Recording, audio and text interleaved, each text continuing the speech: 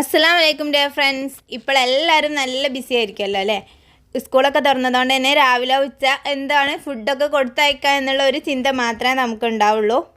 അപ്പോൾ കൊടുത്തയക്കാൻ പറ്റിയിട്ടുള്ള ഒരു 3 റെസിപ്പീസിൻ്റെ വീഡിയോ ആണോ നമ്മൾ ഇന്ന് ഇൻക്ലൂഡ് ചെയ്തിട്ടുള്ളത്. ചോറൊന്നും അല്ലാതെ കുട്ടികൾക്ക് നല്ല ഹെൽത്തി ആയിട്ട് അതുപോലെ തന്നെ നമുക്ക് ഈസി ആയിട്ട് റെഡിയാക്കി എടുക്കാൻ പറ്റുന്ന കുറച്ച് ഐറ്റംസിൻ്റെ റെസിപ്പിയാണ്. അപ്പോൾ അതെങ്ങനെയാണെന്നൊന്ന് പെട്ടെന്ന് വീഡിയോ കണ്ട് നോക്കാം.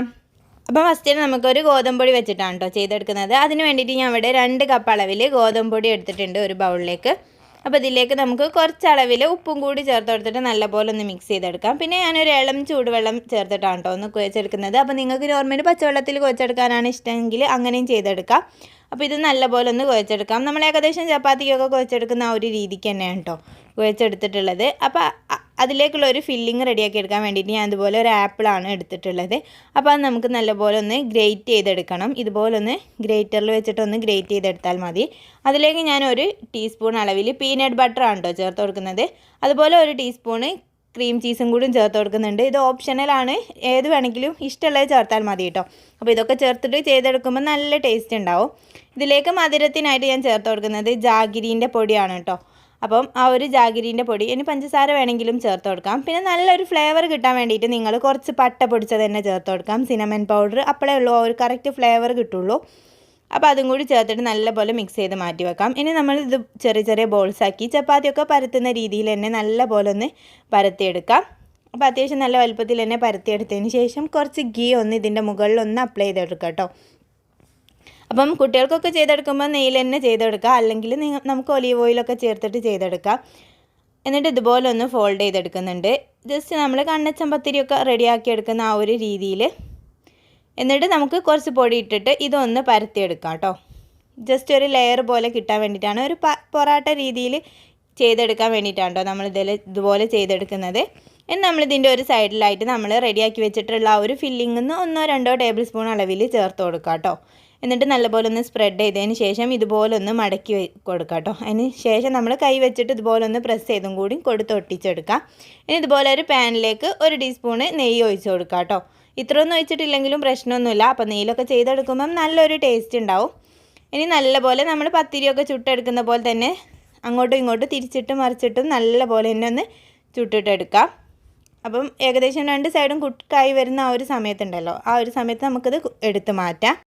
അപ്പോൾ ഇത്രേ ഉള്ളൂ കേട്ടോ. ആപ്പിളൊക്കെ വെച്ചിട്ട് ഗോതമ്പൊടിയൊക്കെ ആയതുകൊണ്ട് തന്നെ നല്ല ഹെൽത്തി ആയിട്ടുള്ള ഒരു പലഹാരം തന്നെയാണ്. അപ്പോൾ കുട്ടികൾക്ക് നമുക്ക് ബ്രേക്ക്ഫാസ്റ്റ് ആയിട്ടോ അല്ലെങ്കിൽ ലഞ്ച് ആയിട്ടോ ഒക്കെ കൊടുത്തയക്കാൻ പറ്റിയ ഒരു റെസിപ്പിയാണ് കേട്ടോ. അതിൽ പിന്നെ ലഞ്ച് ആവശ്യമില്ലാത്തതുകൊണ്ട് തന്നെ ബ്രേക്ക്ഫാസ്റ്റ് പോലുള്ള റെസിപ്പികളാണ് കൂടുതലും ആവശ്യമായിട്ടുള്ളത്. അപ്പോൾ അതുപോലെ കുറച്ച് നട്ട്സോ ഫിഗോ ഒക്കെ വെച്ചിട്ട് നമുക്ക് ലഞ്ച് ബോക്സ് ഒന്ന് ഫില്ല് ചെയ്തെടുക്കാം. ഇനി അടുത്ത റെസിപ്പി എന്താണെന്ന് നോക്കാം.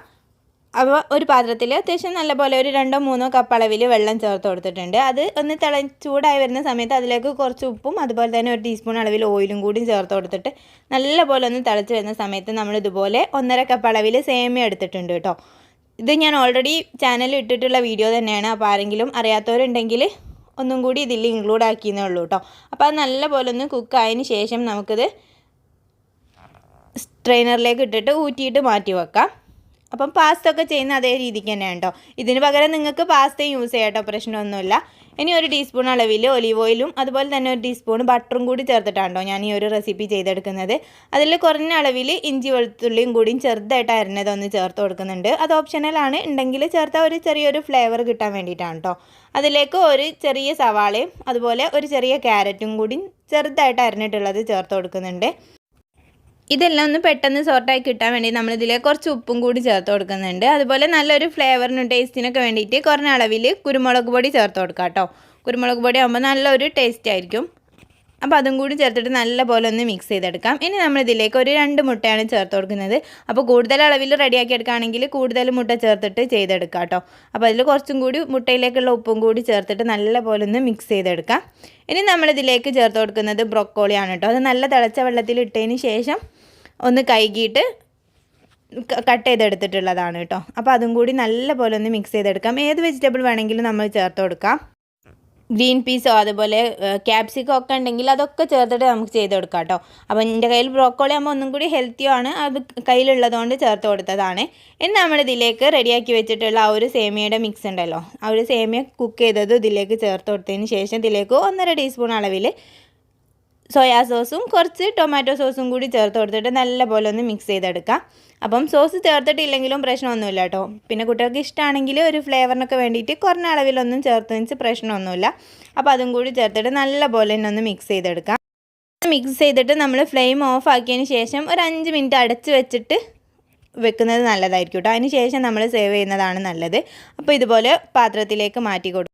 അപ്പോൾ ഇത്ര തന്നെ ഉള്ളൂ. ചോറൊക്കെ കഴിക്കാൻ മടിയുള്ള കുട്ടികൾക്ക് കൊടുത്തയക്കാൻ പറ്റിയ ഒരു അടിപൊളി ഐറ്റം തന്നെയാണ് കേട്ടോ. അപ്പോൾ എല്ലാവരും ഒന്ന് ട്രൈ ചെയ്ത് നോക്കിയതിന് ശേഷം ഫീഡ്ബാക്ക് ഒന്ന് അറിയിക്കാൻ മറക്കല്ലേ.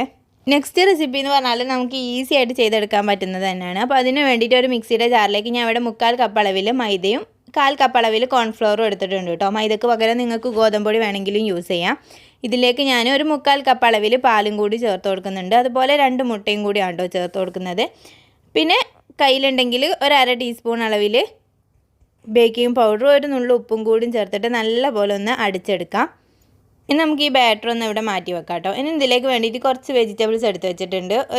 ഒരു സവാളയും ഒരു ക്യാരറ്റും ചെറുതായിട്ട് അരിഞ്ഞതും, അതുപോലെ ഞാൻ ഇവിടെ കുറച്ച് ബ്രോക്കോളി എടുത്തിട്ടുണ്ട് കേട്ടോ. അപ്പോൾ ഇതിലേക്ക് നമ്മൾ എങ്ങനെയാണ് ക്ലീൻ ചെയ്തെടുക്കേണ്ടതെന്ന് വെച്ചാൽ നല്ല തിളച്ച വെള്ളം ഒഴിച്ചതിന് ശേഷം ഒരു 10 മിനിറ്റ് വെച്ചിട്ട് വേണം നല്ലപോലെ ഒന്ന് കഴുകിയെടുക്കാൻ വേണ്ടിയിട്ട്. അതുപോലെ ഞാൻ ഇവിടെ കുറച്ച് ചിക്കൻ ഒന്ന് ബോൺലെസ് ചിക്കനാണ് കേട്ടോ ഒന്ന് വേവിച്ചെടുത്തിട്ടുണ്ട്. അപ്പോൾ അതെല്ലാം നമുക്ക് അവിടെ മാറ്റി വെക്കാം. ഇനി നമ്മൾ 2 ടീസ്പൂൺ അളവിൽ ഓയിലിലേക്ക് 1 ടീസ്പൂണ് ഇഞ്ചി വെളുത്തുള്ളിയും കൂടി ചെറുതായിട്ട് ചോപ്പ് ചെയ്തത് ചേർത്ത് കൊടുക്കാം. എന്നിട്ട് അതൊന്ന് സോർട്ടായി വരുന്ന സമയത്ത് നമ്മൾ റെഡിയാക്കി വെച്ചിട്ടുള്ള ഒരു സവാളയും ക്യാരറ്റും കൂടി ചേർത്ത് കൊടുക്കാം കേട്ടോ.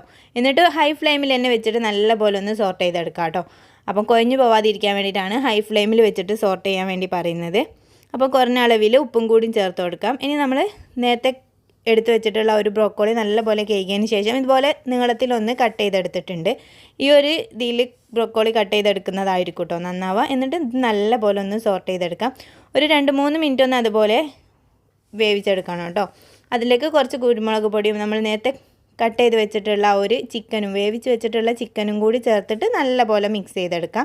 അപ്പോൾ ഇത്ര തന്നെ ഉള്ളൂ കേട്ടോ. നമ്മളെ ഫില്ലിങ് ഇവിടെ റെഡി ആയിട്ടുണ്ട്. ഇനി നമുക്ക് ഫ്ലെയിം ഓഫ് ചെയ്ത് വെക്കാം കേട്ടോ. നല്ലപോലെ ഒന്ന് മിക്സ് ആയതിന് ശേഷം ഇവിടെ ചെയ്തെടുക്കുന്നത് പാൻ കേക്കാണ് കേട്ടോ. നമ്മൾ നിങ്ങൾക്ക് ഒറ്റ കേക്കായിട്ട് മൊത്തമായിട്ട് ചെയ്തെടുക്കാം, പ്രശ്നമൊന്നുമില്ല. ഞാൻ ഇവിടെ 2 കേക്കായിട്ടാണ് കേട്ടോ ചെയ്തെടുക്കുന്നത്. അതുകൊണ്ട് തന്നെ ചെറിയ പാനിലേക്ക് 1/2 കപ്പ് അളവിൽ ബാറ്ററാണ് ഒഴിച്ച് കൊടുക്കുന്നത് ഫസ്റ്റ്. അപ്പോൾ അതിൻ്റെ മുകളിൽ ഒരു 3-4 ടീസ്പൂൺ അളവിൽ നമ്മൾ ഫില്ലിങ് റെഡി ഇട്ട് കൊടുക്കാം കേട്ടോ. ഏകദേശം ഒന്ന് കവറായി നിൽക്കുന്ന ആ ഒരു രീതിക്ക്. നിങ്ങൾക്ക് വേണമെങ്കിൽ വലിയ പാനിലേക്ക് പകുതി ബാറ്റർ ഒഴിച്ച് കൊടുത്തതിന് ശേഷം അതിൻ്റെ മുകളിൽ മൊത്തം ഫില്ലിങ് വെച്ചിട്ട് അതിൻ്റെ മുകളിലേക്ക് ബാക്കി ബാറ്ററും കൂടി ഒഴിച്ച് കൊടുത്തിട്ടും ചെയ്യാം കേട്ടോ. ഞാൻ ഇവിടെ ചെറിയ പാൻ കേക്ക് പോലെയാണ് ചെയ്തെടുക്കുന്നത്. ഇനി ഇതിൻ്റെ മുകളിലായിട്ട് നമുക്ക് ഒരു 1/2 കപ്പ് ബാറ്ററും കൂടിയും ഒഴിച്ച് കൊടുക്കാം കേട്ടോ. എന്നിട്ട് അടച്ച് വെച്ചിട്ട് ഒരു 10 മിനിറ്റ് ലോ ഫ്ലെയിമിൽ വേണം കേട്ടോ വെക്കാൻ വേണ്ടിയിട്ട് കുക്ക് ചെയ്തെടുക്കാം. ഇനി നമുക്കിത് തിരിച്ചിട്ടും കൂടി ഒന്ന് കുക്ക് ചെയ്തെടുക്കണം. അപ്പോൾ ഇത്രേ ഉള്ളൂ കേട്ടോ. ഈ ഫില്ലിങ് നമുക്ക് ഏതിന് വേണമെങ്കിലും യൂസ് ചെയ്യാം. ചപ്പാത്തിക്കൊക്കെ വെറുതെ കഴിക്കാനും നല്ല ടേസ്റ്റുള്ള ഒരു ഫില്ലിങ് തന്നെയാണ്. ഫില്ലിങ്ങൊക്കെ നമ്മൾ നേരത്തെ റെഡിയാക്കി എടുക്കുകയാണെങ്കിൽ രാവിലെ പെട്ടെന്ന് ചെയ്തെടുക്കാൻ പറ്റുന്ന ഒരു അടിപൊളി റെസിപ്പി തന്നെയാണ് കേട്ടോ. നല്ല കുട്ടികൾക്ക് നല്ല ഇഷ്ടമാവും ഇതുപോലൊക്കെ ഒന്ന് കഴിക്കാൻ വേണ്ടിയിട്ട്. അപ്പോൾ 1-2 പീസ് മാത്രം മതിയാവും. നല്ല ഫില്ലിംഗ് ആയിട്ട് നിൽക്കുകയും ചെയ്യും കേട്ടോ. വെജിറ്റബിൾസ് ഒക്കെ ഇൻക്ലൂഡ് ചെയ്തിട്ടുള്ളൂ അതുകൊണ്ട് തന്നെ. അപ്പോൾ ഇതിലേതെങ്കിലുമൊക്കെ റെസിപ്പി നിങ്ങൾ തീർച്ചയായിട്ടും വീട്ടിൽ ഒന്ന് ട്രൈ ചെയ്ത് നോക്കിയതിന് ശേഷം ഫീഡ്ബാക്ക് അറിയിക്കാൻ മറക്കല്ലേ. അപ്പോൾ അടുത്ത നല്ലൊരു വീഡിയോയിൽ കാണാം. ബൈ. Thank you.